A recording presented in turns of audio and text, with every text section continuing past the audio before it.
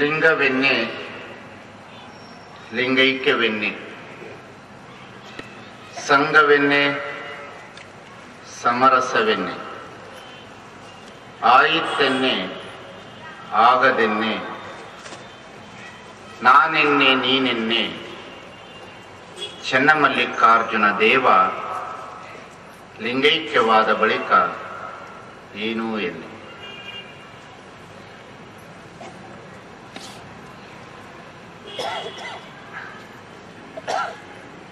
ಬೀದರ್ ಜನರಿಗೆ ಸ್ವಲ್ಪ time common sense ಕಡಿಮೆ. 7 ಅಂದ್ರೆ 7ಕ್ಕೆ ಬರೋದಿಲ್ಲ. ಬಹಳ ಧಾರ್ಮಿಕ ಕಾರ್ಯಕ್ರಮಗಳಲ್ಲಿ ಬಹಳ ಗಮನ ಕೊಡಬೇಕು. ಅದಲ್ಲಂತೂ ಇವತ್ತು ಎಲೆಕ್ಷನ್ ಕೌಂಟಿಂಗು ಎಲ್ಲ ಆ ಕಡೆನೇ ಇದ್ದಾರೆ. ಆದ್ರೆ ಎಲ್ಲಾ ಕಡೆ ಪ್ರವಚನ ಮಾಡಿದ್ದೀನಿ. ಆದ್ರೆ ಬೀದರ್ ಜನ ಟೈಮ್ ಕಾಮನ್ ಸೆನ್ಸ್ ಕೊರತೆ. ಆ ಟೈಮಿಗೆ ಬಂದು ಕುತ್ಕೊಳ್ಳೋದನ್ನ ನೋಡ್ಲಿಲ್ಲ ನಾನು ಬೀದರ್ನಲ್ಲಿ. ಹೆಣ್ಮಕ್ಳಾಗ್ಲಿ ಗಂಡು ಮಕ್ಳಾಗ್ಲಿ ಎಲ್ಲರೂ ಅಷ್ಟೇ.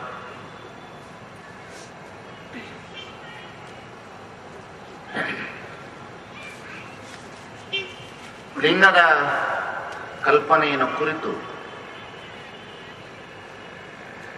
ಚಿಂತನೆ ಮಾಡ್ತಾ ಇದ್ದೆ.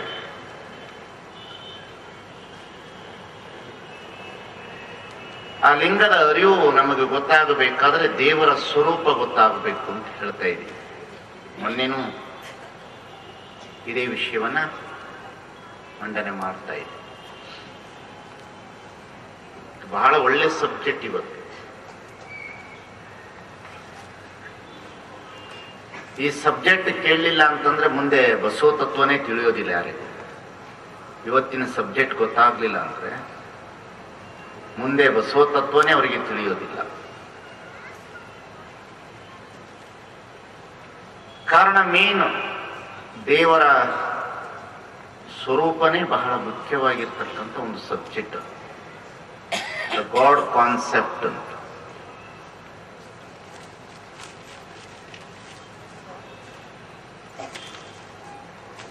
ನಾನು ಮೊನ್ನೆ 2 ವಿಚಾರಧಾರೆಗಳನ್ನೇ ಹೇಳಿದೆ. ಒಂದು ನಿರೀಶ್ವರವಾದಿ ಧರ್ಮ,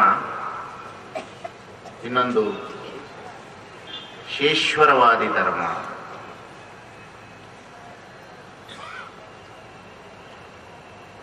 ನಿರೀಶ್ವರವಾದಿಗಳು ಈ ಜಗತ್ತಿನಲ್ಲಿ ಸೃಷ್ಟಿಕರ್ತನನ್ನು ಒಪ್ಪುವುದಿಲ್ಲ.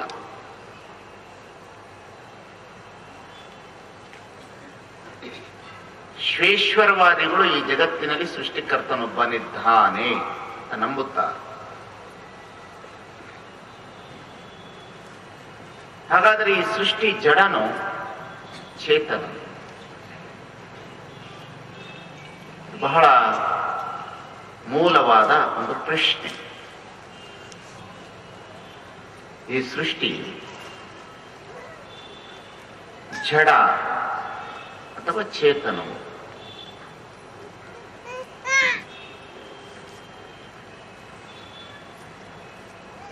ಬಹಳ ಮುಖ್ಯವಾಗಿ ಈ ಸೃಷ್ಟಿ ನೋಡುವಾಗ ನಮಗೆ ಜಡವಾಗಿ ಕಾಣುತ್ತದೆ.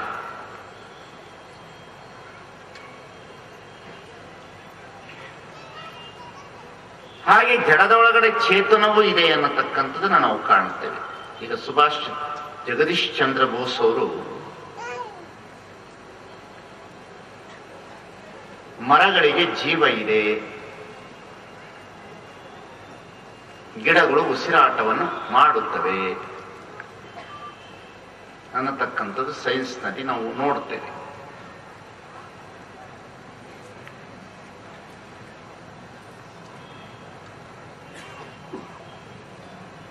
ಈ ಜಡ ಅನ್ನತಕ್ಕಂಥದ್ದು ಈ ಸೃಷ್ಟಿಯ ಒಳಗಡೆ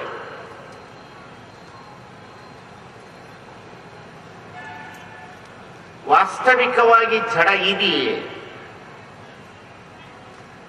ಭೂಮಿ ಜಡವಾದರೆ ಫಲ ಕೊಡಲು ಸಾಧ್ಯವೇ? ನೀರು ಜಡವಾದರೆ ಚೈತನ್ಯವನ್ನು ತುಂಬಲು ಸಾಧ್ಯವೇ? ಗಾಳಿ ಜಡವಾದರೆ ಉಸಿರಾಟದ ನಿಯಂತ್ರಣದಲ್ಲಿ ಮನುಷ್ಯ ಬದುಕುವ ವ್ಯವಸ್ಥೆ ಆದರೂ ಹೇಗೆ ಅನ್ನೋದೊಂದು ಪ್ರಶ್ನೆ ಇವತ್ತೆಲ್ಲಾ ಕಡೆಯಲ್ಲಿ ಓತಪ್ರೋತವಾಗಿ ಇರುವಂತಹ ಒಂದು ಪ್ರಶ್ನೆ.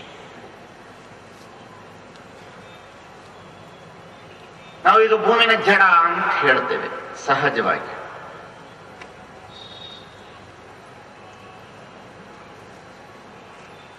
ಭೂಮಿ ಜಡ ಆಗಿದ್ರೆ ಭೂಮಿಯಲ್ಲಿ ಬೆಳೀತಕ್ಕಂತಹ ಬೆಳೆ, ಅದಕ್ಕೆ ಪೂರಕ ಶಕ್ತಿ ಭೂಮಿ ಇರುವಾಗ ಅದು ಹೇಗೆ ಜಡ?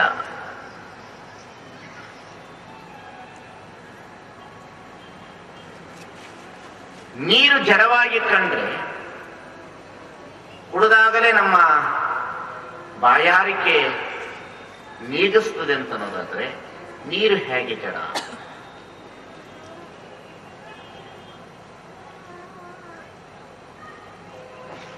ಹಾಗಾಗಿ ಈ ಸೃಷ್ಟಿಯ ಒಳಗಡೆ ಕಾಣುವಂತಹ ಪಂಚಭೂತಾತ್ಮಕ ವಸ್ತುಗಳು ಜಡವು, ಚೇತನ.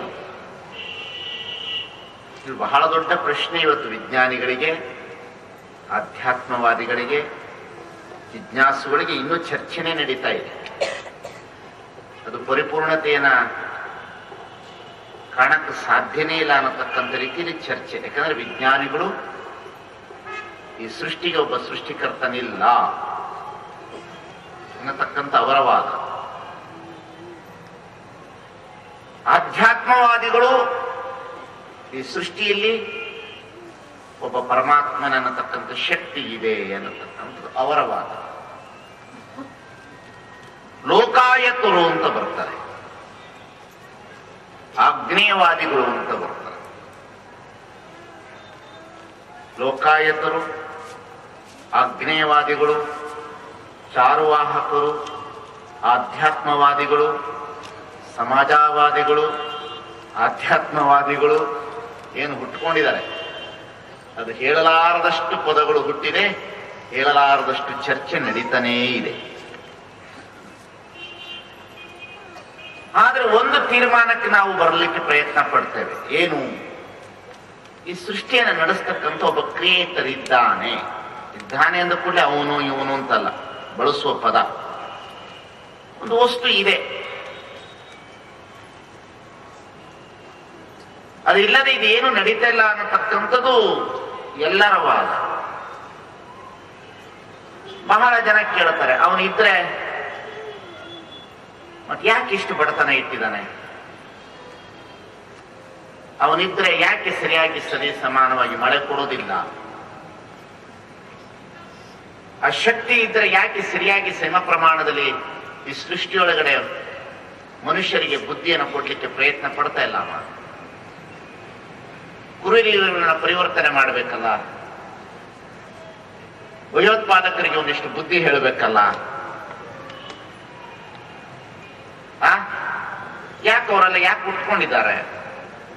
ಇವೆಲ್ಲವೂ ಸಹ ಇವತ್ತು ಮನುಷ್ಯನ ಜಿಜ್ಞಾಸೆಯಲ್ಲಿ ಒಡಮೂಡಿರ್ತಕ್ಕಂತಹ ಅನೇಕ ಪ್ರಶ್ನೆಗಳು. ನನ್ನ ಹಿನ್ನೆಲೆ ಏನು ಅಂತಂದ್ರೆ, ಈ ಜಗತ್ತಿಗೆ ಒಬ್ಬ ಸೃಷ್ಟಿಕರ್ತ ಇದ್ದಾನೆ ಅನ್ನೋದಾದ್ರೆ ಅವನು ಹೇಗಿದ್ದಾನೆ, ಅವನ ಸ್ವರೂಪ ಏನು? ಏನು ಅವನು ನಮ್ಮ ನಿಮ್ಮಂತೆಯೇ ಮನುಷ್ಯ ರೂಪದಲ್ಲಿದ್ದಾನೋ, ಅಥವಾ ಜಡ ರೂಪದಲ್ಲಿದ್ದಾನೋ, ಜಡದೊಳಗಡೆ ಚೇತನ ರೂಪದಲ್ಲಿದ್ದಾನೋ, ಚೇತನದಲ್ಲಿ ಜಡರೂಪದ ಒಂದು ಅಂಶೀಭೂತವಾಗಿ ಸೇರ್ಪಡೆಯಾಗಿದ್ದಾನೋ?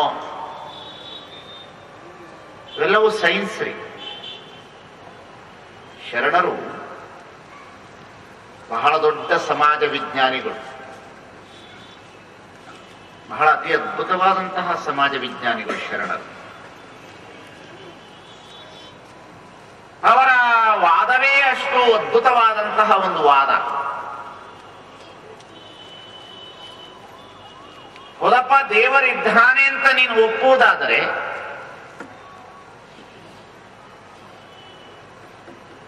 ದೇವರು ಹೇಗಿದ್ದಾನೆ? ನಾನೊಂದು ಮೊನ್ನೆ ಒಂದು ಮಾತು ಹೇಳೋದನ್ನು ಮರೆತೆ ನಿಮಗೆ. ಏನು ನೀವು ನಂಬಿರೋ ದೇವರುಗಳಿದೆಯಲ್ಲ, ಯಾವುದು? ರಾಮದೇವರಲ್ಲ, ಕೃಷ್ಣ ದೇವರಲ್ಲ, ಶಿವ ದೇವರಲ್ಲ, ವಿಷ್ಣು ದೇವರಲ್ಲ, ಬ್ರಹ್ಮದೇವರಲ್ಲ, ಪ್ರವಾದಿ ಮಹಮ್ಮದ್ ಪೈಗಂಬರ್ ದೇವರಲ್ಲ, ಯೇಸು ದೇವರಲ್ಲ, ನಿಮ್ಮ ಬಸವಣ್ಣನೂ ದೇವರಲ್ಲ. ತಲೆನೇ ಕೆಡ್ತು ನಿಮ್ದು. ನಾನು ಹೇಳೋದು ನಿಮ್ಗೆ ಅರ್ಥ ಆಗ್ತದಲ್ಲ? ರಾಮದೇವರಲ್ಲ, ಕೃಷ್ಣ ದೇವರಲ್ಲ, ಶಿವದೇವರಲ್ಲ, ವಿಷ್ಣು ದೇವರಲ್ಲ, ಬ್ರಹ್ಮದೇವರಲ್ಲ, ಪ್ರವಾದಿ ಮಹಮ್ಮದ್ ಪೈಗಂಬರ್ ದೇವರಲ್ಲ, ಜೀಸಸ್ ದೇವರಲ್ಲ, ಬುದ್ಧ ದೇವರಲ್ಲ, ಮಹಾವೀರ ದೇವರಲ್ಲ, ಬಸವಣ್ಣ ದೇವರಲ್ಲ. ಇವ್ರ್ಯಾರು ದೇವರಲ್ಲ.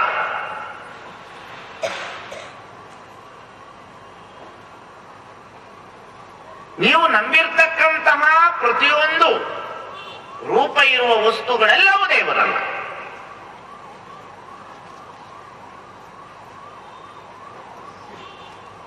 ಯಾವುದು ದೇವರಲ್ಲ ಅಂದ್ರು ಯಾರು? ಶರಣರು.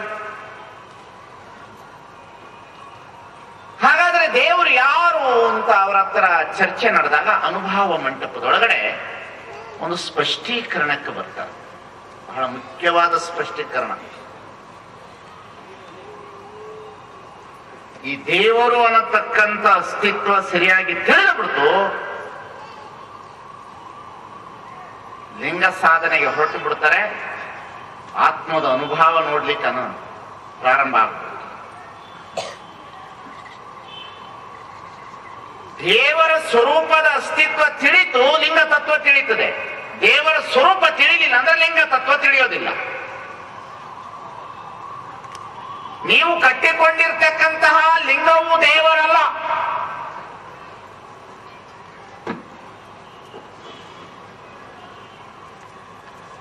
ನೀವು ಕಟ್ಕೊಂಡಿರ್ತಕ್ಕಂಥ ಲಿಂಗನು ಯಾಕೋ ಒಂದ್ ದಿವಸ ಬಿಟ್ಟಿದೆ, ಚಲೋ ಆಗಿಲ್ಲ ಸ್ವಾಮಿ, ತಲೆ ಕೆಟ್ಟದ. ನೀವು ಕಟ್ಕೊಂಡಿರ್ತಕ್ಕಂಥ ಲಿಂಗನು ದೇವರಲ್ಲ.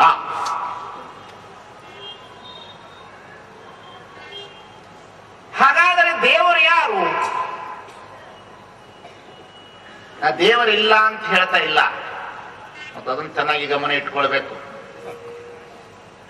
ನಾನು ದೇವರು ಇಲ್ಲ ಅಂತ ಹೇಳ್ತಾ ಇಲ್ಲ, ಇವು ಯಾವ ದೇವರಲ್ಲ ಅಂತ ಹೇಳ್ತಾ ಇಲ್ಲ.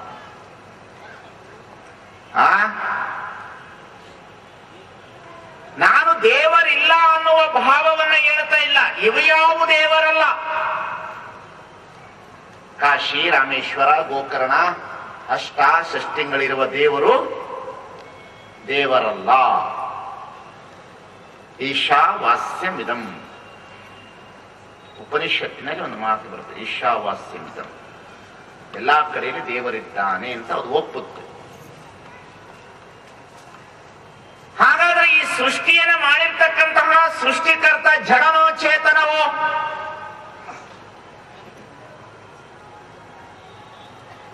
ಈ ಸೃಷ್ಟಿಯನ್ನು ಮಾಡಿರ್ತಕ್ಕಂಥ ಒಬ್ಬ ಸೃಷ್ಟಿಕರ್ತನಿದ್ದಾನೆ.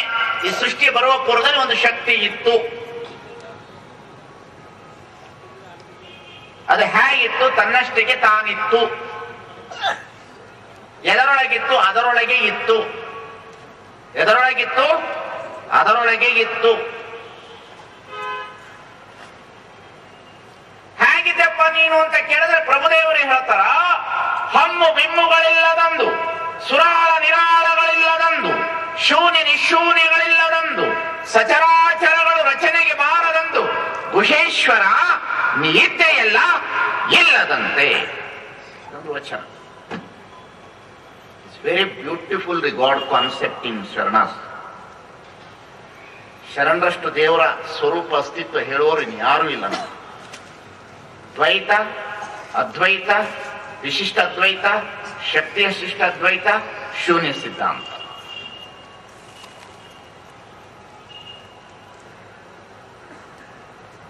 ದೇವರು ನಾನೇ ಅಂತ ಹೇಳ್ತಕ್ಕಂಥದ್ದು ಅದ್ವೈತ.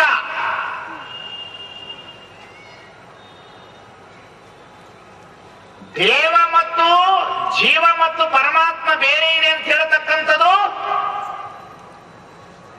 ವಿಶಿಷ್ಟ ಅದ್ವೈತ.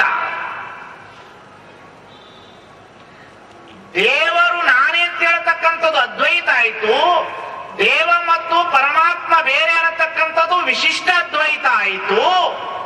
ಆದರೆ ಶರಣರು ದೇವ ಬೇರೆಯಲ್ಲ, ಜಗತ್ತು ಬೇರೆಯಲ್ಲ, ನೀನು ಬೇರೆಯಲ್ಲ, ದೇವರು ಬೇರೆಯಲ್ಲ, ನೀನು ದೇವರಲ್ಲ, ನಿನ್ನೊಳಗೆ ದೇವರಿದ್ದಾನೆ ಅಂತ ಹೇಳ್ತು. ವ್ಯತ್ಯಾಸ ಬದಲಾಯಿತು. ಇದು ಹೇಳೋದು ಅರ್ಥ ಆಗ್ತದಲ್ಲ? ಸರಿಯಾಗಿ ಕಾನ್ಸೆಪ್ಟ್ ತಗೊಳ್ಬೇಕು. ನಾ ದೇವರಲ್ಲ, ನನ್ನೊಳಗೆ ದೇವರಿದ್ದಾನೆ. ಅಲ್ಲೇನ್ ಹೇಳ್ತದ? ನೀನೇ ದೇವರು ಅಂತ ಹೇಳ್ತದು. ನಾನೇ ದೇವರು ಅಂತ, ನಾನೇ ದೇವರು ಅಂತ ಆನೆ ಮುಂದೆ ಹೋಗಿ ನಿಂತ ಆನೆ ಬಿಡ್ತದೇನ? ಒದಿತದ ಹಾಕೊಂಡು.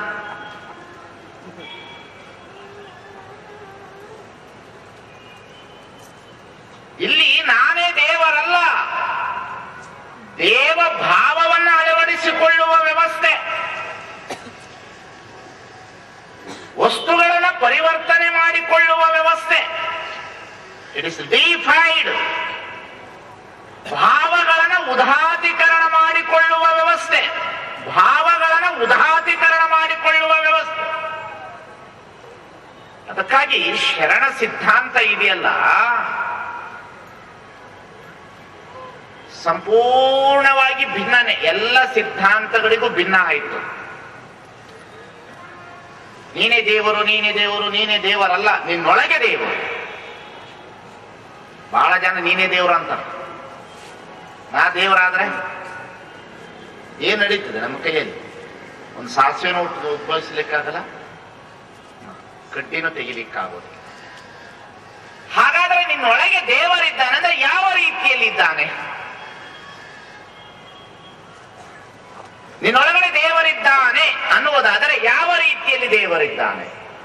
ಈಗ ನಾನು ಹೇಳಿದೆ, ರಾಮ ದೇವರಲ್ಲ, ಕೃಷ್ಣ ದೇವರಲ್ಲ, ಶಿವ ದೇವರಲ್ಲ ಅಲ್ಲ, ರಾಮ ದೇವರಲ್ಲ ಅಂದನೋ ಇಲ್ಲ? ಇವೆಲ್ಲ ರಾಮನ ದೇವರು ಅಂತ ನಂಬಿದಿರಿ. ಪತೀತ ಪಾವನ ಸೀತಾರಾಮ್, ರಘುಪತಿ ರಾಘವ ರಾಜಾರಾಮ್, ಪತೀತ ಪಾವನ ಸೀತಾ. ರಾಮನ ದೇವರು ಅಂತ ನಂಬಿದಿರಲ್ಲೋ? ನಂಬಿದಿರಲ್ಲಮ್ಮ? ಹೆಣ್ಮಕ್ಳಿಗೆ ತಲೆ ಕೇಳದ್ ನಾನು, ನಿಮ್ಮ ತಲೆ ಒಳಗೆ ದೇವ್ರ ಸ್ವರೂಪ ನೆಟ್ಟಿಗೆ ಬಂದ್ಬಿಡ್ತಂದ್ರೆ ಲಿಂಗ ಕಟ್ಟಿಬಿಡ್ತೀನಿ. ನಿಮ್ಮ ತಲೆ ಒಳಗಡೆ ದೇವರ ಸ್ವರೂಪ ಸರಿಯಾಗಿ ಅಸ್ತಿತ್ವಕ್ಕೆ ಬಂತು, ಲಿಂಗ ಕಟ್ತೀನಿ. ರಾಮ ದೇವರು ನಂಬಿದಿರಲ್ಲ? ನಂಬಿದಿರ ಇಲ್ಲ? ಇಲ್ಲ ಅಂತಲ್ಲ, ನಂಬಿದಿರ ಇಲ್ಲ? ನಂಬಿದಿರ ಇಲ್ಲ? ನೋಡ್, ನಮ್ಮ ಅವ್ವ ಒಬ್ರು ಹಿಂದ್ಗಡೆ ಹೌದು ಅನ್ನಕ. ಕೃಷ್ಣನ ದೇವರು ಅಂತ ನಂಬಿದಿರ ಇಲ್ಲೋ? ನಂಬಿದಿ. ಹೇಳ್ಬೇಕು ಆಯ್ತಾ? ಸರಿ, ನೀವು ರಾಮನ ದೇವರಲ್ಲ ಅಂತ ನಂಬುದವ್ರು ಎಷ್ಟು ಜನ ಇದ್ದೀರಿ ಹೇಳ್ರಿ ನೋಡೋಣ, ಕೈ ಎತ್ತಿ. ರಾಮನ ದೇವರಲ್ಲ ಅಂತ ನಂಬುದವ್ರು ಒಬ್ರು ಇದ್ದಾರೆ. ಹಾಗಾದ್ರೆ ದೇವರು ಯಾವುದು? ಯಾರಮ್ಮ?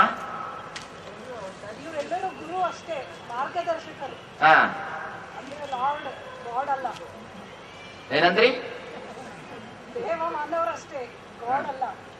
ದೇವ ಮಾನವರು ಬೇರೆ, ದೇವ ಬೇರೆ. ದೇವ ಮಾನವರು ಬೇರೆ, ದೇವರು. ಈಗ ಅವ್ರ ಮಾತು ದೇವರು, ಕೃಷ್ಣ ದೇವರು ಅಂತ ನಂಬುದವ್ರಿಗೆ ಎಷ್ಟು ಜನ ಇಲ್ಲಿದ್ದೀರಿ? ಸತ್ಯ ಕೈ ಎತ್ತು. ತಪ್ಪೇನಿಲ್ಲ, ಎತ್ತು ಬಿಡ್ರಿ. ಎದುರ್ಕೋಬೇಡ್ರಿ. ಕೈ ಎತ್ತದವ್ರು ಆರ್ತಿ ದುಡ್ಡು ಹಾಕೋದು ಬೇಡ.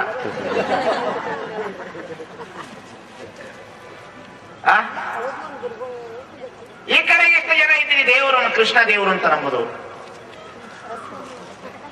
ಅಜ್ಜ ಅವರು, ಅವರು ಬಹಳ ಜನ ಇದ್ದೀರಿ. ಇಲ್ಲಿ ಕೃಷ್ಣನ ನೀವು ದೇವರು ಅಂತ ನಂಬಿದ್ದೀರಿ ಅಂತ ಇಟ್ಕೊಳ್ಳೋಣ.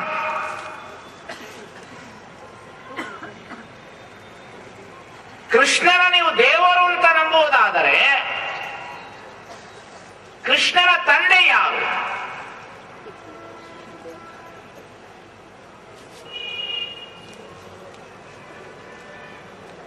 ಯಾರ್ರಿ? ವಾಸುದೇವ. ವಾಸುದೇವನ ತಂದೆ ಯಾರು? ಮಜಾದಲ್ಲಿ ಯಾರ್ರಿ? ಯಾರ್ರಿ? ರಾಮನ ತಂದೆ ಯಾರು? ದಶರಥನ ಮಗ ಯಾರು? ರಾಮ. ಬಸವಣ್ಣನ ತಂದೆ ಯಾರು? ಮಾದರಸ. ಮಾದರಸನ ಮಗ ಯಾರು? ಬಸವಣ್ಣನ ಮಗ ಯಾರು? ಬಾಲ ಸಂಗಯ್ಯ. ಬಾಲ ಸಂಗಯ್ಯನ ತಂದೆ ಯಾರು?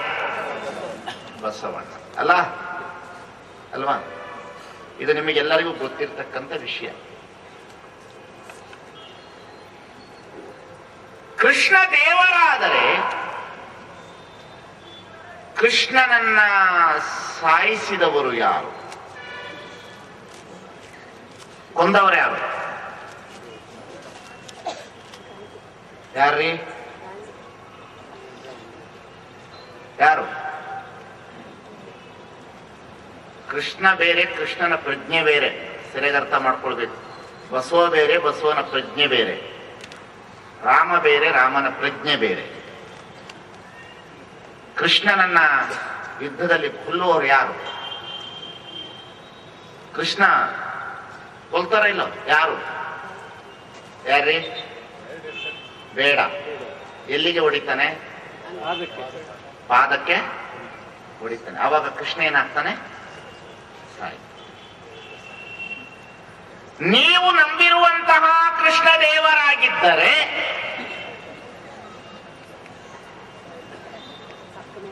ಬೇಡ ಒಡೆದ ಕೂಡಲೇ ಕೃಷ್ಣ ಸಾಯಬೇಕಾದ್ರೆ, ಕೃಷ್ಣ ದೇವರಾಗಿದ್ದರೆ ಸಾಯುವ ಅವಶ್ಯಕತೆ ಏನಿತ್ತು? ಒಂದು ಕಡೆ ಪ್ರಶ್ನೆ.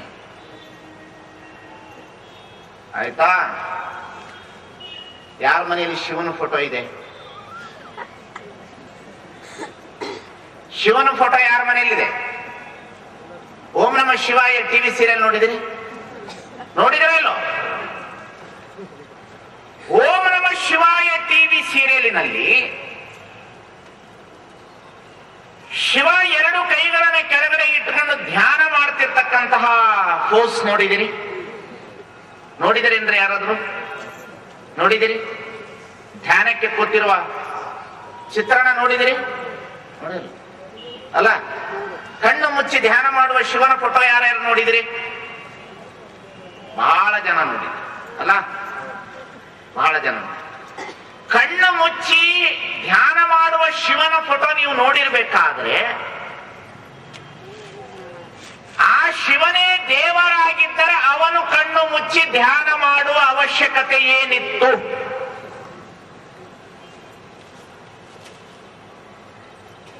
ಯಾಕೆ ಕಣ್ಣು ಮುಚ್ಚಿದ? ಹಾಗಾದ್ರೆ ಅವನು ಯಾರನನ್ನು ಧ್ಯಾನಿಸುತ್ತಾನೆ? ನಿಮ್ಮ ಶಿವಪ್ಪ, ಪಾರ್ವತಿ ಪರಮೇಶ್ವರ ಹರ ಹರ ಮಹಾದೇವ್ ಅಲ್ಲ? ಅವನೇ ಕಣ್ಣು ಮುಚ್ಚಿ ಧ್ಯಾನ ಮಾಡಬೇಕಾಗಿದ್ರೆ ಅವನು ಯಾರನ್ನ ಧ್ಯಾನ ಮಾಡುತ್ತಿದ್ದ? ಹಾಗಾದ್ರೆ ಯಾರು ಈ ಜಗತ್ತಿಗೆ ಸೃಷ್ಟಿಕರ್ತ?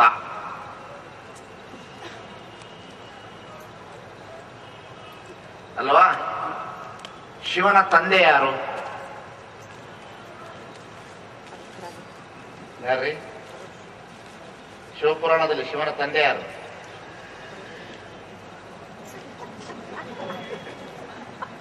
No ABCD. ಮಜಾ ಮಜಾ ಅದ. ಯಾಕೆ ಇಷ್ಟೊಂದು ಗಲಾಟೆ ಆಗ್ತಾ ಇದೆ ಅಂದ್ರೆ, ಪರ್ಟಿಕ್ಯುಲರ್ ಆಗಿ ದೇವರ ಅಸ್ತಿತ್ವ, ದೇವರ ಸ್ವರೂಪ, ಇವೆರಡು ಸ್ಪಷ್ಟೀಕರಣ ಅರ್ಥ ಆಗ್ಬೇಕು ಏನ್ರಿ? ಈಗ ಅಕ್ಕ ಮಹಾದೇವಿಯ ಒಂದು ವಚನ ಇದೆ, ದೇವರ ಸ್ವರೂಪದ ವಚನ. ಯಾವ ವಚನ ಅದು? ಅಕ್ಕನ ಬಳಗದವರು, ಫ್ಯಾಷನ್ ಬಳಗದವರು ಹೇಳ್ಬೇಕು.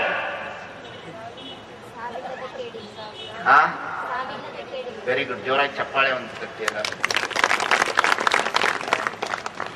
ಅಕ್ಕ ಮಹಾದೇವಿ ಮನೆಯ ಒಳಗಡೆ ದೊಡ್ಡವಳಾಗಿರ್ತಾಳೆ. ಪುಷ್ಪವತಿ ಆದಂತಹ ಸಂದರ್ಭದಲ್ಲಿ ರಂಗೋಲೆ ಹಾಕುವಂತ ಕೂತಿರ್ತಾಳೆ.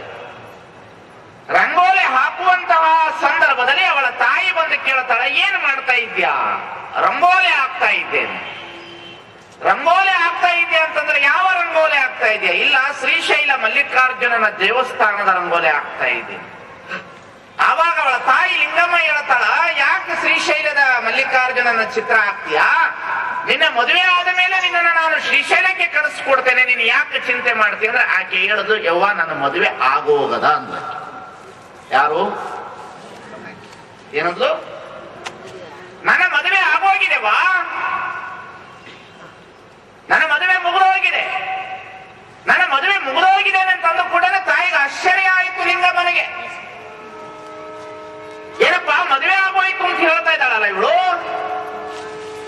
ಈಗಿನ ಕಾಲದ ತಂದೆ ತಾಯಿಗೆ ಆಗಿದೆ ಚಲೋ ಆಯ್ತು, ಡೌರಿ ಕೊಡೋದು ಕಡಿಮೆ ಆಯ್ತು ಅಂತಾರ. ಅದ್ರ ಪ್ರಶ್ನೆ ಬೇರೆ. ಈಗ ಅದೆಲ್ಲ ಹೊರಟೋಗ್ಬಿಟ್ಟಿದೆ. ಈಗೆಲ್ಲ ಅದೆಲ್ಲ ಹೇಳುವಾಗಿಲ್ಲ. ನಾವು ಹೇಳಿದವರೇ ಮಹಾಪರಾಧಿಗಳು, ಹೇಳಿದವರೇ ಮಹಾಪರಾಧಿಗಳು. ಯಾವ ಸಂದರ್ಭದಲ್ಲಿ ಮದುವೆ ಆಗೋಗಿದೆ ಅಂದ ಕೂಡ ಯಾರ ಜೊತೆಯಲ್ಲಿ ಮದುವೆ ಆಗಿದೆವಾ, ಎಲ್ಲಿ ಮದುವೆ ಆಗಿದೆ, ಯಾರ ಜೊತೆಯಲ್ಲಿ ನಿನ್ನ ಮದುವೆ ಆಗಿದೆ? ನಾನ್ ನೋಡಿದ್ರೆ ನಿನ್ನ ಮದುವೆ ಮಾಡಿಕೊಂಡು ಶ್ರೀಶೈಲಕ್ಕೆ ಕಳಿಸ್ಬೇಕು ಅಂದ್ರೆ ನೀನು ಮದುವೆ ಆಗಿದೆ, ಅವ್ವ ನನ್ನ ಮದುವೆ ಆಗೋಗಿದೆ. ಯಾರ ಜೊತೆಯಲ್ಲಿ? ಸಾವಿಲ್ಲದ, ಕೇಳಿಲ್ಲದ, ರೂಹಿಲ್ಲದ ಚೆಲುವಂಗ ಅನ್ನೋಲಿದೆನವ್ವ. ಎಡೆ ಇಲ್ಲದ, ಕಡೆ ಇಲ್ಲದ, ತೆರೆ ಇಲ್ಲದ ಚೆಲುವಂಗ ಅನ್ನೋಲಿದೆನವ್ವ.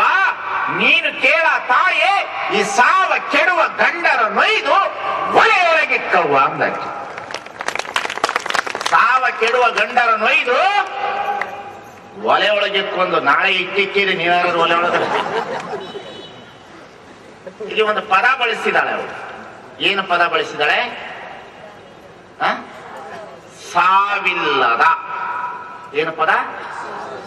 ಸಾವು ಇಲ್ಲದ. ಈ ಸಾವಿಲ್ಲದ ಅನ್ನುವ ಪದ ಆಕೆ ಬಳಸಬೇಕಾದ್ರೆ ಕಾರಣ ಏನು?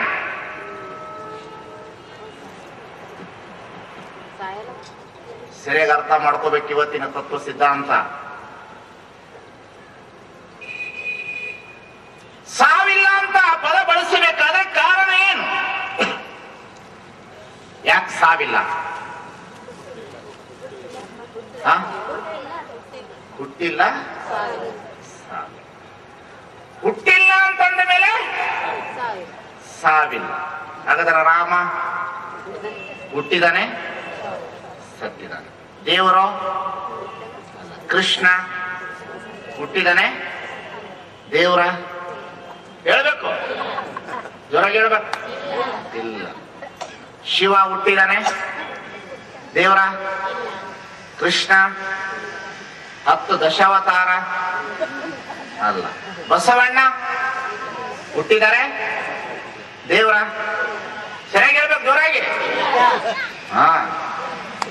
ಪ್ರವಾದಿ ಮಹಮ್ಮದ್ ಪೈಗಂಬರ್ ಹುಟ್ಟಿದ್ದಾರೆ, ಸತ್ತಿದ್ದಾರೆ ಅಲ್ವಾ? ಅಲ್ವಾ? ಇದಕ್ಕೆ ಆಂಟಾಲಜಿಕಲ್ ಆರ್ಗ್ಯುಮೆಂಟ್ ಅಂತ ಹೇಳ್ತಾರೆ. 3 ಆರ್ಗ್ಯುಮೆಂಟ್ ಬರ್ತದೆ. It is ontological argument, then theological argument, then cosmological argument. ಇದಕ್ಕೆ ಆರ್ಗ್ಯುಮೆಂಟ್ಸ್ ಅಂತ ಹೇಳ್ತಾರೆ.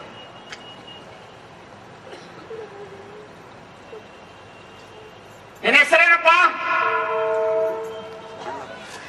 ನಿಂತ್ಕೊ. ಏನಲ್ಲ, ಅಜ್ಜ ಅಲ್ಲ, ನಿನ್ನ ಹೆಸರೇನಂತ ಹುಡುಗನ ಕೇಳಿ. ಏನ್ ನಿನ್ನ ಹೆಸರು?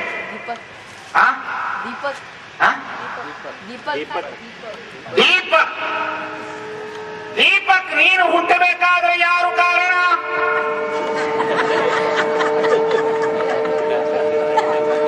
ಯಾರ ಕಾರಣ? ತಂದೆ ತಾಯಿ ಅಲ್ಲ, ಕಾರಣ ಒಬ್ರು. ಯಾರು? ತಂದೆ ಕಾರಣ ಇರ್ತಾನೆ, ತಾಯಿ ಕಾರಣ ಇರೋದಿಲ್ಲ. ತಂದೆನೇ ಕಾರಣ, ಮಣ್ಣು ಕಾರಣ ಅಲ್ಲ, ಕುಂಬಾರ ಕಾರಣ ಇರ್ತಾನೆ. ಅರ್ಥ ಆಗ್ತದ ನಾ ಹೇಳೋದು? ನೀನು ಹುಟ್ಟಬೇಕಾದ್ರೆ ಯಾರ ಕಾರಣ? ನಿಮ್ಮಪ್ಪ. ನಿಮ್ಮಪ್ಪ ಹುಟ್ಟಬೇಕಾದ್ರೆ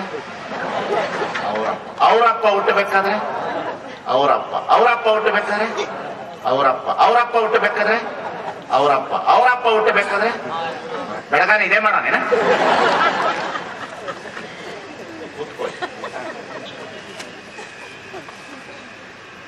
ಒಂದು ಮಗು ಹುಟ್ಟಬೇಕಾದರೆ ಅವನ ತಂದೆ ಕಾರಣ. ಒಂದು ಮಗು ಹುಟ್ಟಬೇಕಾದ್ರೆ ಅವನ ತಂದೆ ಕಾರಣ. ಆ ತಂದೆ ಮಗು ಹುಟ್ಟಬೇಕಾದ್ರೆ ಅವನ ತಂದೆ ಕಾರಣ. ಅವನ ತಂದೆ ಹುಟ್ಟಬೇಕಾದ್ರೆ ಅವನ ತಂದೆ ಕಾರಣ. ಇದು ಒಂದು ಕಡೆ ಅನವಸ್ಥತಾ ದೋಷ ಹೊಂದಲೇಬೇಕು. ಹೊಂದುತ್ತದೆ ಇದು ದೋಷ. ಇದಕ್ಕೆ ಇದು ಕಾರಣ, ಇದಕ್ಕೆ ಇದು ಕಾರಣ, ಇದಕ್ಕೆ ಇದು ಕಾರಣ, ಇದಕ್ಕೆ ಇದು ಕಾರಣ, ಇದಕ್ಕೆ ಇದು ಕಾರಣ. ಒಂದು ಕಡೆ ಅನವಸ್ಥತಾ ದೋಷ ಹೊಂದಲೇಬೇಕು. ಭೂಮಿ ನೀರಿನ ಮೇಲೆ ನಿಂತಿದೆ, ನೀರು ಅಗ್ನಿಯ ಮೇಲೆ ನಿಂತಿದೆ, ಅಗ್ನಿ ವಾಯುವ ಮೇಲೆ ನಿಂತಿದೆ, ವಾಯು ಆಕಾಶದ ಮೇಲೆ ನಿಂತಿದೆ, ಆಕಾಶ ಭೂಮಿಯ ಮೇಲೆ ನಿಂತಿದೆ, ಭೂಮಿ ಪುನಃ ನೀರಿನ ಮೇಲೆ ನಿಂತಿದೆ. ಇದು ಒಂದು ಕಡೆ ಅನವಸ್ಥತಾ ದೋಷ ಹೊಂದಲೇಬೇಕು. ಹೊಂದುತ್ತದೆ ಅದು. ನೀನು ಹುಟ್ಟಬೇಕಾದ್ರೆ ಅವನ ತಂದೆ ಕಾರಣ. ಯಾವುದು ಹುಟ್ಟಿರುತ್ತದೋ ಅದಕ್ಕೆ ಸಾವಿದೆ, ಅನವಸ್ಥತೆ ಇದೆ. ರೂಪಿಂಗೆ ಕೇಡುಂಟು, ರೂಪಿಂಗೆ ಕೇಡುಂಟು, ರೂಪಕ್ಕೆ ಕೇಡಿದೆ. ರೂಪ ಯಾವತ್ತಿದ್ರೂ ಕೆಡಲೇಬೇಕು. ನಿರೂಪ ಕೆಡುವ ವಸ್ತುವಲ್ಲ. ರೂಪದ ಜೊತೆಯೊಳಗೆ ನಿರೂಪವಿರುತ್ತದೆ. ಆಕಾರದ ಒಳಗಡೆ ನಿರಾಕಾರವಿರುತ್ತದೆ. ನಿರಾಕಾರದೊಳಗಡೆ ಆಕಾರ ಇರುವುದಿಲ್ಲ. ನಿರಾಕಾರಕ್ಕೆ ಆಕಾರ ಆಶ್ರಯವಾಗಿರುತ್ತದೆ. ಆಕಾರ ಹೋದಾಗ ನಿರಾಕಾರ ಇನ್ನೊಂದು ಆಶ್ರಯವನ್ನ ಪಡೆಯುತ್ತದೆ. ಸ್ವಚ್ಛ ತಗೊಳ್ಬೇಕು ನನ್ನ ಮಾತು. ಇಟ್ಸ್ ವೆರಿ ಬ್ಯೂಟಿಫುಲ್ ಫಿಲಾಸಫಿ ಇವತ್ತು. ಈ ಮಗು ಹುಟ್ಟಬೇಕಾದರೆ ಒಂದು ತಂದೆ ಕಾರಣ, ಅವನು ಹುಟ್ಟಬೇಕಾದ್ರೆ ಅವನ ತಂದೆ ಕಾರಣ, ಅವನು ಹುಟ್ಟಬೇಕಾದ್ರೆ ಅವನ ತಂದೆ ಕಾರಣ. ಅದು ಒಂದು ಕಡೆ ಅನವಸ್ಥತಾ ದೋಷ ಹುಟ್ಟುತ್ತದೆ. ಎಲ್ಲರಿಗೂ ತಂದೆಯಾಗಿ ತನಗೆ ತಂದೆ ಇಲ್ಲದೆ ಇರುವ ವಸ್ತು ಈ ಜಗತ್ತಿನಲ್ಲಿ ಓತಪ್ರೋತವಾಗಿ ತುಂಬಿದೆ. ತಂದೆ ತಾಯಿ ಇಲ್ಲದ ಕಂದ ನಿನ್ನಿಂದ ನೀನೇ ಬೆಳೆದ ಎಲ್ಲ ಅನ್ನತಕ್ಕಂಥ ಒಂದು ವಸ್ತು ಈ ಜಗತ್ತಿನಲ್ಲಿ ಸುಪ್ರೀಂ ಸೋಲ್ ಇದೆ. ಅದೇ ದೇವರು. ಅದಕ್ಕೆ ತಂದೆ ತಾಯಿ ಇರಬಾರದು, ಅದಕ್ಕೆ ಹುಟ್ಟು ಇರಬಾರದು. ಅದು ಹುಟ್ಟಿದೆ ಅಂದ್ರೆ ದೋಷ. ನಿಮ್ಮ ದೇವರು ಆವಾಗಲೇ ಹುಡುತ್ತದ, ಆವಾಗಲೇ ಸಾಯ್ತದ. ಆವಾಗಲೇ ಹುಟ್ಟೋದು, ಆವಾಗಲೇ ಎಲ್ಲಿ ಹುಟ್ಟದ. ಈ ಜಗತ್ತು ಹುಟ್ಟಿಲ್ಲ, ಈ ಜಗತ್ತು ಹೊರ ಹೊಮ್ಮಿದೆ. ಹೊಮ್ಮುವುದು ಬೇರೆ, ಹುಟ್ಟುವುದು ಬೇರೆ. ಗುಹೇಶ್ವರ ನೀ ಇದ್ದೆಯಲ್ಲ ಇಲ್ಲದಂತೆ, ಇಲ್ಲದಂತೆ ಇರುವ ವಸ್ತು ಇರುವಂತೆ ಇರಲಾರದೆ ತನ್ನಷ್ಟಕ್ಕೆ ತಾನೇ ಆವಿರ್ಭವಿಸಿದೆ. ತನ್ನಷ್ಟಕ್ಕೆ ತಾನು ಒಳಗಡೆನಿಂದ ಹೊರಹೊಮ್ಮಿದೆ. ಜ್ವಾಲಾಮುಖಿ ಭೂಮಿಯ ಒಳಗಿದೆ, ಕಣ್ಣಿಗೆ ಕಾಣಿಸುವುದಿಲ್ಲ. ಆದರೆ ಅದು ಹೊರಹೊಮ್ಮುವುದು ಗೊತ್ತಾಗುವುದಿಲ್ಲ. ಭೂಕಂಪ ಒಳಗಡೆ ಇದೆ, ಅದು ಹೊಮ್ಮುವುದು ಗೊತ್ತಾಗುವುದಿಲ್ಲ, ಯಾರಿಗೂ ತಿಳಿಯುವುದಿಲ್ಲ. ಒಂದ್ಸಲ ಹೊಮ್ಮುತ್ತು ಅಂದ್ರೆ ಗೊತ್ತಾಗೋದೇ ಇಲ್ಲ. ನಿಮಗ್ ನಾವು ಅಳಬೇಕಾಗಿಲ್ಲ, ನಮಗ್ ನೀವು ಅಳಬೇಕಾಗಿಲ್ಲ. ಇಲ್ಲ ಅಂತ ಹೇಳೋದಕ್ಕೆ ಬರೋದಿಲ್ಲ, ಕಣ್ಣಿಗೆ ಕಾಣಿಸೋದಿಲ್ಲ. ಇಲ್ಲ ಅಂತ ಹೇಳೋದಕ್ಕೆ ಬರೋದಿಲ್ಲ, ಕಣ್ಣಿಗೆ ಕಾಣಿಸುವುದು. ಹಾಗಾಗಿ ದೇವರು ಅನ್ನತಕ್ಕಂಥ ವಸ್ತು ಇಟ್ ಈಸ್ ವೆರಿ ಬ್ಯೂಟಿಫುಲ್. ನಾನು ಕಾಣಿಸುತ್ತಾ ಇದ್ದೇನೆ, ಕಾಣಿಸ್ತಾ ಇದ್ದೀನ? ನನ್ನ ಮಾತು ಕಾಣಿಸ್ತಾ ಇದೆಯೋ, ಕೇಳಿಸ್ತಾ ಇದೆಯೋ? ನನ್ನ ಮಾತು ನಿಮಗೆ ಕಾಣಿಸ್ತಾ ಇದೆಯಾ? ಏನ್ ಮಾಡ್ತಾ ಇದೆ? ಕೇಳಿಸ್ತಾ ಇದೆ. ಕೇಳಿರ್ತಕ್ಕಂಥದ್ದು ಶಬ್ದದ ಮುಖಾಂತರ ಕೇಳ್ತಾ ಇದೆಯೋ, ಮಾತಿನ ಮುಖಾಂತರ ಕೇಳುತ್ತಿದೆಯೋ? ಶಬ್ದದ ಮುಖಾಂತರ ಅಲ್ಲ. ಶಬ್ದದ ಮುಖಾಂತರ ಕೇಳುವ ಮಾತು ಒಳಗಡೆ ನಿಮಗೆ ಹೆಣ್ಣು ಅಲ್ಲ ಗಂಡು ಅಲ್ಲ ಅನ್ನೋ ರೀತಿಯಲ್ಲಿ ಕುಳಿತಿರುವ ಜಾಗ ಯಾವುದು ಗೊತ್ತಿಲ್ಲದ ಒಳಗಡೆ ಅನುಭವಿಸ್ತಾ ಇದ್ದೀರಲ್ಲ, ಅನುಭವಿಸುತ್ತಿರ್ತಕ್ಕಂಥ ಒಂದು ಸುಂದರವಾದಂತ ಆನಂದ ನಿಮಗೆ ಅಲ್ಲಿ ಆಗ್ತಾ ಇದೆಯಲ್ಲ, ಅದೇ ದೇವರು. ಅದು ಬಿಟ್ಟಿನ್ಯಾವ ವಸ್ತು ದೇವರಲ್ಲ. ಅದು ದೇವರು ಅಷ್ಟೇ. ಅದು ಇಟ್ ಇಸ್ ಓನ್ಲಿ ಎಂಜಾಯ್ಮೆಂಟ್ ಮಾಡ್ಬೇಕದನ್ನ, ಅನುಭವಿಸುವಂಥದ್ದು. It's very really factor. ಇದಕ್ಕೆ ದೇವರು ಅಂತ ಕರೆದ್ರು ಶರಣರು. ಇದಕ್ಕೆ ಅನುಭಾವ, ಇದಕ್ಕೇನಂದ್ರು ಅನುಭಾವ. It is very spiritual. ಬಹಳ ಆನಂದಮಯವಾಗಿರ್ತಕ್ಕಂಥ ವಸ್ತು ಅದು. ಅದು ನನ್ನೊಳಗಡೆ ಇರ್ತದೆ, ಅದು ಹೊರಗಡೆ ತೋರೋದು ಅಲ್ಲ, ತೋರಿಸುವುದು ಅಲ್ಲ. ಸಾರಿ ಚೆಲ್ಲಿಯಾದ ಮುಕುತಿ ಗುರು ತೋರಿಸದೆ ಕಾಣಿಸದಣ್ಣ. ಸಾರಿ ಚೆಲ್ಲಾದ ಮುಕುತಿ ಗುರು ತೋರಿಸದೆ ಕಾಣಿಸದಣ್ಣ. ಗುರು ಅಂತ ಹೇಳಿದ್ರೆ ನಿನ್ನ ಅರಿವಿನ ಪ್ರಜ್ಞೆ ನಿನಗೆ ತೋರುವವರೆಗೂ ಅದು ತೋರಿಸುವುದಿಲ್ಲ. ಅದು ತೋರುವ ವಸ್ತು ಅಲ್ಲ, ಅದು ಅನುಭವಿಸುವ ವಸ್ತು ದೇವರು ಅನ್ನತಕ್ಕಂಥ. ಇವತ್ತೇ ಹುಡ್ತವ, ಇವತ್ತ ಸಾಯ್ತವ, ಹುಡ್ತವ ಸಾಯ್ತವ. ಒಂದು ದೇವರು ಹುಟ್ಟುತ್ತದೆ ಸಾಯ್ತದೆ. ಎಷ್ಟು ದಿವಸಕ್ರಿ ಅದು? ಇದೇ ಮೈದಾನದೊಳಗೆ ನಡೀತದ. 7 ದಿವಸಕ್ಕೆ ಕೊಡ್ತಾವ, 8 ದಿವಸಕ್ಕ, 9 ದಿವಸಕ್ಕೆ ಹೋಗಿ ಎಲ್ಲಿಗೆ ಬೀಳ್ತದ? ನೀರಿಗೆ ಒಗೆದು ಬಿಡ್ತೀರಿ. ಒಗಿತೀರಲ್ಲ, ನಿಮ್ಮ ದೇವರು ಸತ್ತರೆ ನಮ್ಮನ್ನು ಕಾಪಾಡೋದು ಯಾರ್ರಿ? ಇದು ಅಜ್ಞಾನದ ಪ್ರತೀಕದ ದೇವರುಗಳು. ಇದು ಅಜ್ಞಾನದ ಪ್ರತೀಕದ ದೇವರುಗಳು. ಮನುಷ್ಯನ ಅಜ್ಞಾನದಲ್ಲಿ ಇಡುವ ಭಯಭೀತಿಯ ದೇವರುಗಳು. ಮನುಷ್ಯ ಕಲ್ಪಿತ ದೇವರುಗಳು, ಮಾನವ ಕಲ್ಪಿತ ದೇವರುಗಳು. ನಾವು ಮಾಡ್ಕೊಂಡಿರ್ತಕ್ಕಂಥದ್ದು ದೇವರು. ಎಂತಹ ದೇವರುಗಳದವಂತಂದ್ರೆ, ದೀಪಾವಳಿ ದಿವಸ ಎಂಡಿ ಇಡ್ತಾರ. ಇಡ್ತಿರಲ್ಲ ಎಂಡಿ? ಏನು ಪಾಂಡವರು ಅಂತ ಇಡ್ತಿರಲ್ಲ? ಈ ಕಡೆ ಐತಿಲ್ಲ ಗೊತ್ತಿಲ್ಲ, ನಮ್ಮ ಕಡೆ ಇಡ್ತಾರ ಪಾಂಡವರು ಅಂತ. ಐತೇನೆ? ಗುಳ್ಕಮ್ಮ ಅಂತೀರೇನ್ರಿ? ಎಂಡಿ ದೇವ್ರ ಹಾಕ್ತಾರ. ತಗೊಂಡು ಬಂದು ಅದಕ್ಕೆ ಉತ್ತರಾಣಿ ಇಟ್ಟು, ಚೆಂಡು ಎಲ್ಲ ಇಟ್ಟು, ಪಾಂಡವರಂತ ಮಾಡಿ, ಹೊರಗಡೆ ಚಲೋ ದೇವ್ರಂತ ಇಟ್ಟು, ಯಾರು ಬರಬಾರ್ದು ಅದನ್ನ ದೇವ್ರು ಅಂತ ಮಾಡಿ ದೇವ್ರನ್ನ ಪೂಜೆ ಮಾಡ್ತಾರೆ. ಸ್ವಲ್ಪ ಮಾರನೇ ದಿವಸ ತೆಗೆದು ಎದ್ರ ಮ್ಯಾಗ ಇಡ್ತಾರ, ಮಾಳಿಗೆ ಇಡ್ತಾರ. ಮಾಳಿಗೆ ಮೇಲೆ ಚಲೋ ಒಣಗದ ಮೇಲೆ ಚಾ ಕಾಯಿಸ್ಕೊಂಡು ಕುಡಿತಾರ.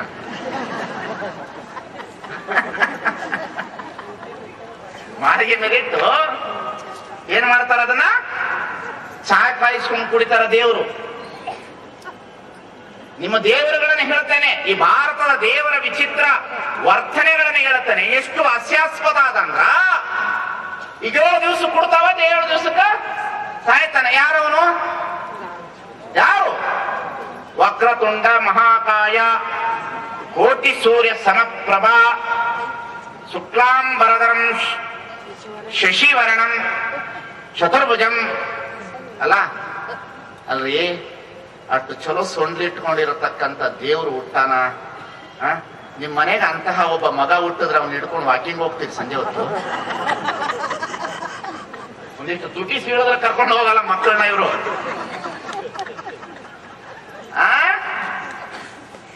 ಏನ್ರಿ, ಮಕ್ಕಳು ತುಟಿ ಸೀಳಿದ್ರೆ ಹೆಣ್ಮಕ್ಳು ಮಕ್ಕಳನ್ನ ಕರ್ಕೊಂಡು ಹೋಗಕ್ ನಾಚ್ತಾರ.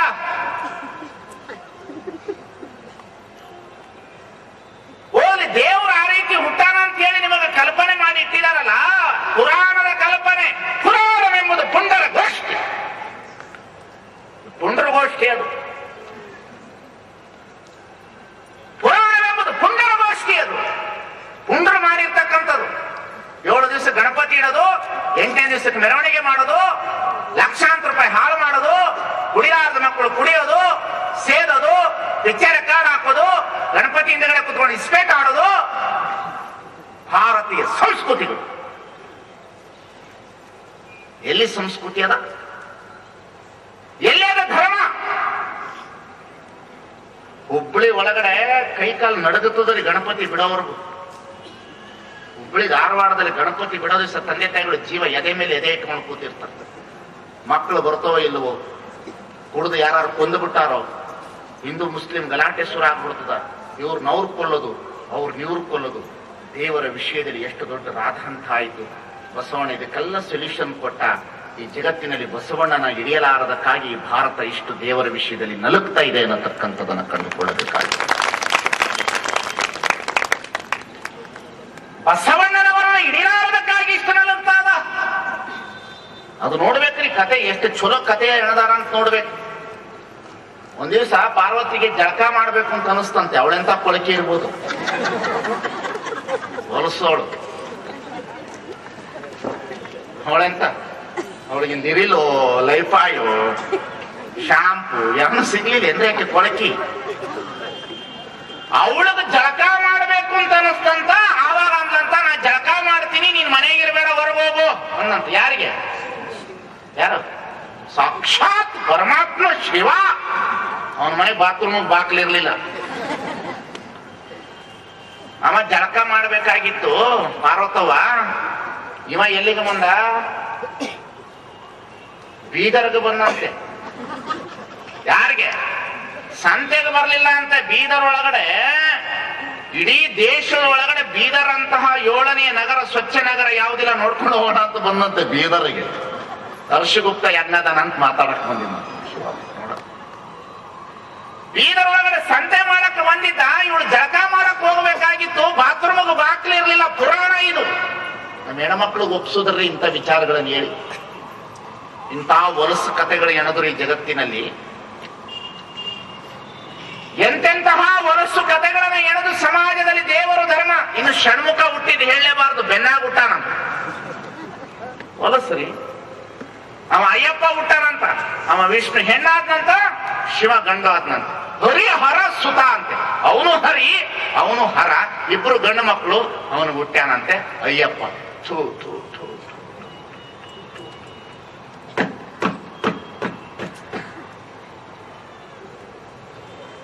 ಯಾಕೆ ನಿಮಗೆ ಇದನ್ನೆಲ್ಲ ನಾನು ಬಿಡಿಸಿ ಬಿಡಿಸಿ ಹೇಳ್ತಾ ಇದ್ದೀನಿ ಅಂತಂದ್ರೆ, ಯಾಕೆ ಇದನ್ನೆಲ್ಲ ಬಿಡಿಸಿ ಬಿಡಿಸಿ ಹೇಳ್ತಾ ಇದ್ದೀನಿ ಅಂತಂದ್ರೆ, ಬಹಳ ಅಜ್ಞಾನದಲ್ಲಿದ್ದೀರಿ ನೀವೆಲ್ಲರೂ. ಇನ್ನು ABCD ಅಲ್ಲ, LKG ಅಲ್ಲ, ಅಂಗನವಾಡಿ ಪ್ರವೇಶ ಆಗಿಲ್ಲ ನೀವು ದೇವರ ವಿಷಯದಲ್ಲಿ. ನಿಮ್ಮನ್ನು ನೋಡಿದ್ರೆ ನೋವಾಗುತ್ತೆ ನಮಗೆ. ಎಂತಹ ಲಿಂಗ ಕೊಟ್ಟ, ಎಂತಹ ಸಾಧನೆ ಮಾಡ್ಲಿಕ್ಕೆ ಅವಕಾಶ ಕೊಟ್ಟ, ಎಂತಹ ವಚನ ಕೊಟ್ಟ, ಎಂತಹ ಕಾಯಕ ಕೊಟ್ಟ, ಎಂತಹ ದಾಸೋಹ ಕೊಟ್ಟ. ಇದನ್ನು ಬಿಟ್ರು ಹೊರಟ್ರು. ಏನು ದೇವ್ರುಗಳು ಹುಟ್ಟವ್ರಿ, ಏನ್ ದೇವ್ರು ಹುಟ್ಟವ್ರಿ. ನೆನ್ನೆ ನೋಡ್ರಿ 15 ಜನ ಈ ಕಡೆ ಎಲ್ಲೋ ಜಳಕ ಮಾಡಕ್ ಹೋಗಿದ್ರಂತೆ. ಕೌಟಾದ ಹತ್ರ ಲಾರಿ ಆಕ್ಸಿಡೆಂಟ್ ಆಗಿ 15 ಜನನು ಡಮಾರ್. ಯಾಕೆ? ಬೆಳಿಗ್ಗೆ ಎದ್ದು ಜಳಕ ಮಾಡಿ ಲಿಂಗ ಪೂಜೆ ಮಾಡ್ಕೊಂಡು ಸುಮ್ಮನೆ ಕಾಯಕಕ್ಕೆ ಹೋಗಿ ಸಾಯಂಕಾಲ ಬಂದು ಕೈಕಾಲು ಮುಖ ತಕೊಂಡು ವಿಭೂತಿ ಧರಿಸಿ ಒಂದ್ 4 ವಚನ ಪ್ರಾರ್ಥನೆ ಮಾಡಿ ಮಕ್ಕಳನ್ನೆಲ್ಲ ಕೂರಿಸ್ಕೊಂಡು ಒಂದಿಷ್ಟು ವಚನ ಅನುಭವ ಮಾಡಿ ಊಟ ಮಾಡಿ ಮಲಗಬಿಟ್ರೆ ಇದಕ್ಕಿಂತ ದೇವರದೇನ್ರಿ ಈ ಜಗತ್ತಿನಲ್ಲಿ? ಎದಕ್ಕೆ ತಲೆ ಕೆಡಿಸ್ಕೊತಿರ್ಲಿ ದೇವರ ವಿಷಯದಲ್ಲಿ? ಏನು ಕೊಡ್ತಾರಂತ ಹೇಳಿ ಹೋಗ್ತೀರಿ, ಊರೂರು ತಿರುಗಾಡ್ತೀರಿ. ಯಾವ ದೇವರು ನಿಮಗೆ ಏನು ಕೊಡಲಾರರು. ದೇವರು ನಿಮಗೆ ಆನಂದವನ್ನ ಮಾತ್ರ ಕೊಡಬಲ್ಲ. ನೀವು ದುಡಿದಿರುವ ಹಣವನ್ನ ಅನುಭವಿಸಲಿಕ್ಕೆ ಅವಕಾಶ ಮಾಡಿ ಕೊಡಬಲ್ಲ. ಈ ಮರ್ತ್ಯಲೋಕದಲ್ಲಿ ಆಚಾರವೇ ಸ್ವರ್ಗ, ಅನಾಚಾರವೇ ನರಕ. ಇದಕ್ಕೆ ನೀವೇ ಪ್ರಮಾಣ ಅಂತ ಹೇಳಬಲ್ಲ. ಇದು ದೇವರ ನಿಯಮ. ಇದು ದೇವರ ನಿಯಮ. ಇದು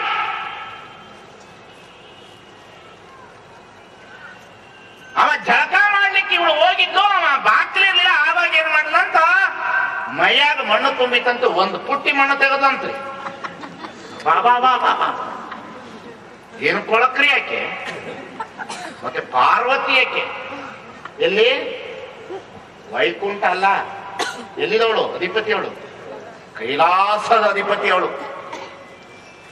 ಕೈಲಾಸವೆಂಬುದೊಂದು ಹಾಳು ಬೆಟ್ಟ ಕಾಣಿರು, ಅಲ್ಲಿರುವ ಚಂದ್ರಶೇಖರನೊಬ್ಬ ದಟ್ಟ ಕಾಣಿರು, ಅಲ್ಲಿರುವ ಗಣಗಳೆಲ್ಲ ಮೈ ಕೈಗಳು ಕಾಣಿರು. ಬೇರೆಯವರಿಗೆ ಕೈಲಾಸ ಮಾಡುವುದು ಕಾಯಕ, ಕಾಯಕ ದೀಕ್ಷೆಯನ್ನು ನೀಡು, ನಾಡ ಹಂದರಕ್ಕೆ ಹಬ್ಬಿಸು. ಏನು ಬರೆದಿಟ್ರಿ ಶರಣರು? ಏನು ಬರೆದಿಟ್ರಿ? ಇಂಥ ಪ್ರವಚನ ಕೇಳ್ತಾ ಇದ್ರೆ ಕೆಲವ್ರಿಗೆ ಹಂಗೆ ಗುಸು ಗುಸು ಗುಜು ಗುಜು ಗುಜು ಆಗಾಕತ್ತೈತ್ರಿ. ಯಾಕೆ ಹೇಳ್ರಿ? ದೇವ್ರ ಮೋಸ, ದೇವ್ರ ಕಲ್ಲು ದೇವ್ರು ತೋರಿಸಿ ರೊಕ್ಕ ಹೊಡೆಯವ್ರಿಗೆ ಬಹಳ ತ್ರಾಸ್ರಿ. ನನ್ನ ಪ್ರವಚನ ಬಂತು ಅಂದ್ರೆ ಮೋಸ ಮಾಡೋರ್ಗೆ ಅವಕಾಶ ಸಿಗ್ತದ್ರಿ. ಯಾವಾಗ ಶಿವಪ್ಪ ಬಂದ ಕೂಡ ಈಕೆ ಮೈ ಮೇಲಿರೋ ಎಲ್ಲ ಕೊಳೆಯನ್ನ ತೆಗೆದು ಒಂದು ಮಣ್ಣಿನ ಮೂರ್ತಿ ಮಾಡಿ ಜೀವ ತುಂಬಿಸ್ಬಿಟ್ಟು ಜಳಕ ಮಾಡಕ್ ಹೋಗಿದ್ಲಂತ. ಜಳಕ ಮಾಡಕ್ ಹೋದ್ಕೊಳ್ಳಿ ಇವ ವ್ಯಾಪಾರ ಎಲ್ಲ ಮುಗಿಸ್ಕೊಂಡು ಹಾಗೆ ಮಾತಾಡ್ಸ್ಕೊತ ಬರಶೆಟ್ಟಿ ಮನೆಗೆ ಬಂದು ಅಲ್ಲೊಂದಷ್ಟು ಚಹಾ ಕುಡ್ದು ಮಿಠಾರ ಮನೆಗೆ ಬಂದು ಅಷ್ಟು ಮಿಠಾಯಿ ತಿಂದು ಚನ್ಶೆಟ್ಟಿ ಮನೆಗೆ ಹೋಗ್ಬಿಟ್ಟು ಏನಾದ್ರೂ ಕಾರ್ ಲೋನ್ ಕೊಡ್ತೀನಪ್ಪ, ಒಂದು ಬೈಕ್ ತಗೋತೀನಿ ಅಂತ ಕೇಳಿ ಹೊರಟ. ಯಾರು? ಶಿವಪ್ಪ ಹೊರಟ. ಯಾವಾಗ ಕೈಲಾಸಕ್ಕೆ ಹೋದ, ಕೈಲಾಸ ಒಳಗಡೆ ಹೋಗೋತ್ತಿಗೆ ಏನಾಯ್ತು, ಒಬ್ಬ ತ್ರಿಶೂಲ ಹಿಡ್ಕೊಂಡು ನಿಂತಿದ್ದ. ಒಳಗೆ ಬರಬೇಡ, ನಿಲ್ಲ ಅಲ್ಲಿ. ಯಾರು ನೀನು ಅಂತ ಕೇಳ್ದ. ಯಾರು? ಶಿವಪ್ಪ. ಯಾರು ನೀನು? ನಾನು ನಮ್ಮವ್ವನ ಮಗ. ನಮ್ಮವ್ವ ಒಳಗೆ ಜಗಳ ಮಾಡ್ತಾ ಇದ್ದಾಳ, ಜಳಕ. ನೀನ್ ಯಾರು? ಪರಿಸ್ಥಿತಿ ನೋಡ್ರಿ, ಕೈಲಾಸಪತಿದು, ಕೈಲಾಸಪತಿ ಪರಿಸ್ಥಿತಿ. ನೀನ್ ಯಾರು ಅಂತ ಕೇಳ್ದ. ನಾನು ಯಾರು ಅಂತ ಕೇಳಿದ್ರೆ, ನಾನು ಪಾರ್ವತಿ ಗಂಡ. ನೋ ನೋ ನೋ, ಎಂಟ್ರೆನ್ಸ್ ನಡೆಯಲ್ಲ, ಇಲ್ಲಿಂದ ಹೊರಗೋಗ ಅಂದ. ಇಲ್ಲಪ್ಪ, ಒಳಗೆ ಜಳಕ ಮಾಡ್ತೀರವಳು ನಾನು, ನನ್ನ ಹೆಂಡತಿ. ನೀನ್ ಯಾರು? ನಾನು ನಮ್ಮವ್ವನ ಮಗ. ಅದಕ್ಕೆ ಅವನಿಗೆ ಪಾರ್ವತಿ ಸುತ ಅಂತಾರೆ ಹೊರತು ಶಿವಸ್ತುತ ಅನ್ನೋದಿಲ್ಲ. ಎಷ್ಟು ಹಾಸ್ಯಾಸ್ಪದ, ವಿಜ್ಞಾನಕ್ಕೆ ವಿರೋಧವಾದಂಥದ್ದು. 2 + 2 = 4, H2 = water, the plus minus = ಏನ್ ಹೇಳ್ರಿ ಯಾರು ಸೈನ್ಸ್ ಇರೋರು? +2+ ಅಲ್ಲ, ಅದು ವಿಜ್ಞಾನಕ್ಕೆ ವಿರೋಧ ಆಗ್ತದ, ಸೃಷ್ಟಿಗೆ ವಿರೋಧವಾಗ್ತದ. ಸೃಷ್ಟಿಗೆ ವಿರೋಧವಾದುದು, ವಿಜ್ಞಾನಕ್ಕೆ ವಿರೋಧವಾದುದು, ದೇವರಿಗೆ ಮೋಸ ಮಾಡುವ ಮಾತುಗಳವೆಲ್ಲವೂ. ಯಾವಾಗ ನೀನು ದೇವರೇ ನಾನು ಬಿಡಲಂತ ತಲೆ ಕತ್ತರಿಸಿದ ಕೂಡಲೇ ಏನಾಯ್ತು, ಆಕೆ ಒಳಗಿಂದ ಅಳ್ತಾ ಬಂದು, ಅಲ್ಲ ನನ್ನ ಮಗನ ಕೊಂದ್ರಲ್ಲ, ನಿನ್ನ ಮಗನ? ಹೌದು, ನನ್ನ ಮಗನೇ. ಹೆಣ್ಣ ಮಕ್ಳ ಹತ್ರ 2 ಬ್ರಹ್ಮಾಸ್ತ್ರ ಇರ್ತದ್ರಿ. ಒಂದು ಅಳ್ತೀನಿ, ಗಂಡನ ಎದುರಿಸೋದು. ಒಂದು ಅಳಕ್ ಶುರು ಮಾಡಿದ್ರೆ ಗಂಡ ಎದರ್ಬೇಕು, ಇಲ್ಲೊಂದು ಸೂಟ್ ಕೇಸ್ ರೆಡಿ ಮಾಡ್ತಾರೆ, ರೊಟ್ಟಿ ತಟ್ಟವ್ರು ಯಾರು ಅಂತಾರ. ಇವು ಡಲ್ಲೇ, ಇವು ಅಲ್ಲೇ ಬೀಳ್ತಾವ. ಇವು ಈ ಕೇಸ್ಗಳಲ್ಲೇ ಬಿದ್ದುಬಿಡ್ತಾವ. ಯಾವಾಗ ಅಳಕ್ ಶುರು ಮಾಡೋದು, ಅಳಕ್ ಶುರು ಮಾಡಿದ ಕೂಡಲೇ ಏನಾಯ್ತು, ಇದ್ದಕ್ಕಿದ್ದಂತೆ ಯಾರದು? ಏನಿಲ್ಲ, ನನ್ನ ಮಗ ಅವನು, ನನ್ನ ಮಗ, ನನ್ನ ಮಣ್ಣಿನಿಂದ ಆಗಿರ್ತಕ್ಕಂತಹ ಮಗ ಅವನು. ಅದಕ್ಕಾಗಿ ನೀನು ಅವನಿಗೆ ಜೀವ ಕೊಡೋನಷ್ಟೊತ್ತಿಗೆ ಕತೆ ಒಳಗಡೆ ಏನಾಗಿರ್ತದ, ಅವನ ತಲೆ ಯಾರು ಆರಿಸ್ಕೊಂಡು ಹೋಗ್ಬಿಟ್ಟಿರ್ತಾರಂತೆ. ಆವಾಗ ಶಿವಪ್ಪ ಹೇಳ್ತಾರಂತೆ, ಉತ್ತರ ದಿಕ್ಕಿನಲ್ಲಿ ಯಾವ ಪ್ರಾಣಿ ಮಲಗಿದೆ, ಆ ಪ್ರಾಣಿಯ ಯಾವುದಾದ್ರೂ ಒಂದು ಪ್ರಾಣಿಯ ರುಂಡವನ್ನ ಚಂಡಾಡಿ ಕತ್ತರಿಸಿ ತೆಗೆದುಕೊಂಡು ಬಾ ಅಂದ್ರಂತೆ. ದ್ವಾರಪಾಲಕರು ಹೋದ್ರಂತೆ. ಆಗ ತಾನೇ ಒಂದು ಆನೆ ಮರಿಯ ಹಾಕಿತ್ತಂತೆ. ಅದು ರುಂಡ ಚಂಡಾಡದಂತೆ. ಚಂಡಾಡಿದ ತಂದು ಆ ರುಂಡವನ್ನ ತಂದು ಈ ದೇಹದ ಮೇಲೆ ಇಟ್ಟರಂತೆ. ಈ ದೇಹದ ಮೇಲೆ ಇಟ್ಕೊಂಡು ಅವನು ಗಣಪ ಆದ. ದೇಹ ಮನುಷ್ಯನದು, ತಲೆ ಪ್ರಾಣಿದು. ಈ ಜಗತ್ತಿನ ಮೊಟ್ಟ ಮೊದಲನೆಯ ಸರ್ಜನ್ ಶಿವಪ್ಪ.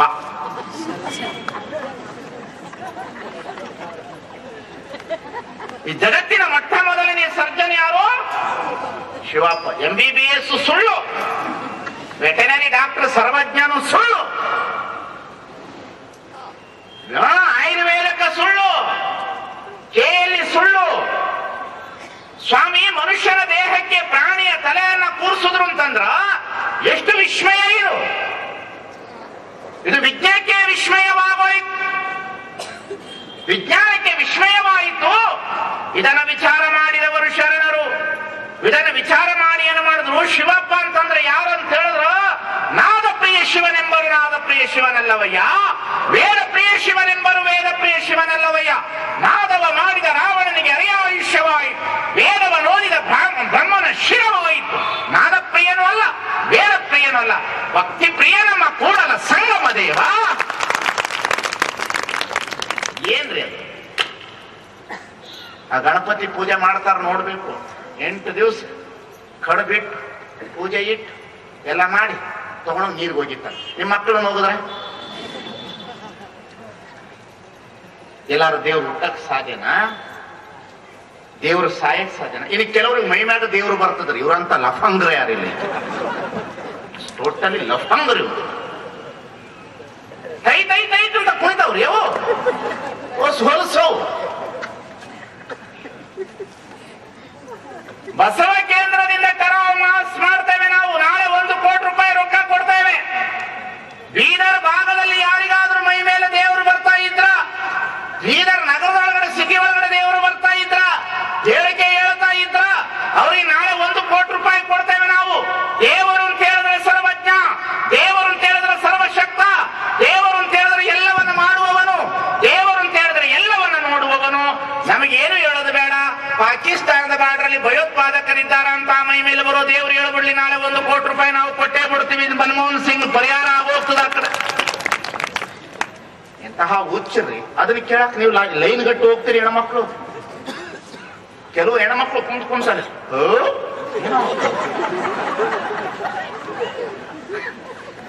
ಬರೇ ಇಡಬೇಕು ಅವ್ರದೆಲ್ಲ. ಒಂದು ಪಾಸಿಟಿವ್ ನೆಗೆಟಿವ್ ಇಡಬೇಕು ಅವ್ರ. ಒಂದು ಪಾಸಿಟಿವ್ ಒಂದು ನೆಗೆಟಿವ್ ಇಡಬೇಕು. ದೇವ್ರು ಬಂದಾಗ ಕುಣಿತಾ ಇರ್ತಾರಲ್ರಿ ವೀರಭದ್ರ, ಅವಾಗ ಒಂದು ಪಾಸಿಟಿವ್ ನೆಗೆಟಿವ್ ಪಕ್ಕಕ್ಕೆ ಇಡ್ಬೇಕು.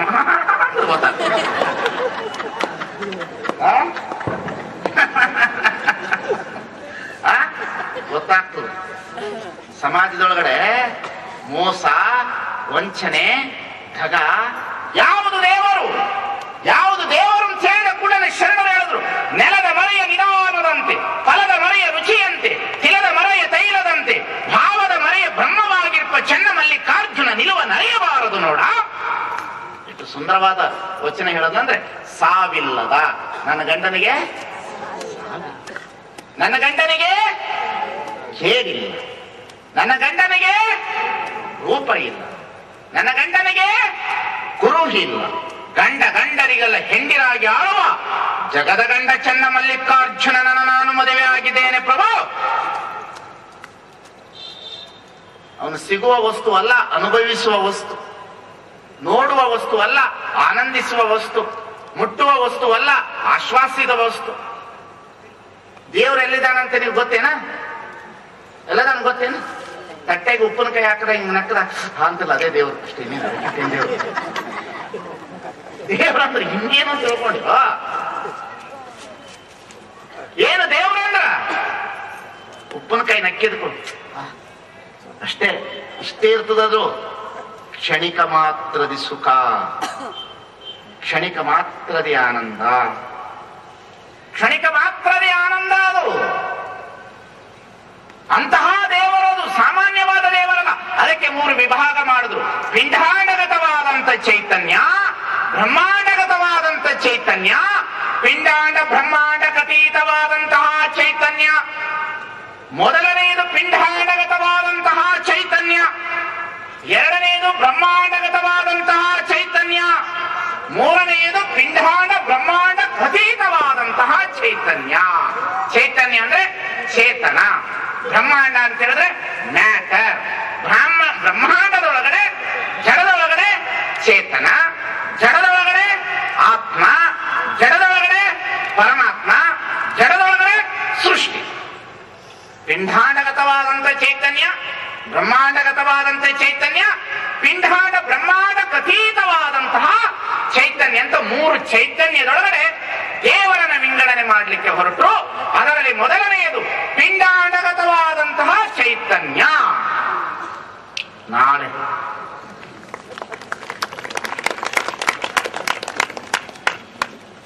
ಯಾಕ್ರಿ ಟೈಮ್ ನೋಡ್ತೀರಿ ಅಂದ್ರಿ?